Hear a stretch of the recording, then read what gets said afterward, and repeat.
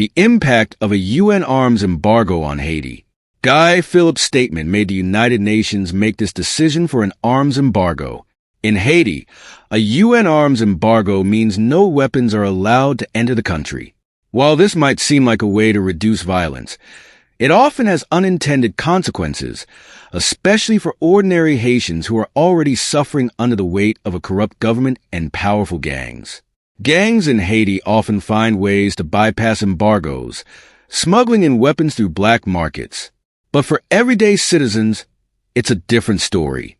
The arms embargo cuts off their access to weapons, leaving them defenseless against well-armed gangs and a corrupt government.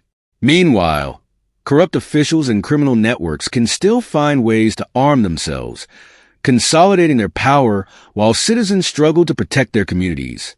Without the means to resist, many Haitians are caught between a rock and a hard place, a government that fails to protect them, and violent gangs that prey on them.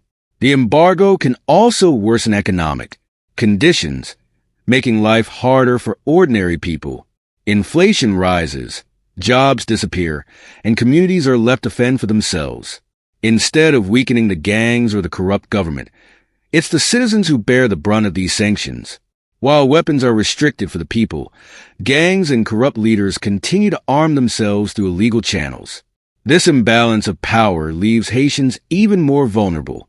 In the end, an arms embargo might be intended to bring peace, but for the citizens of Haiti, it risks leaving them powerless against corruption, crime, and violence. The fight for Haiti's future continues.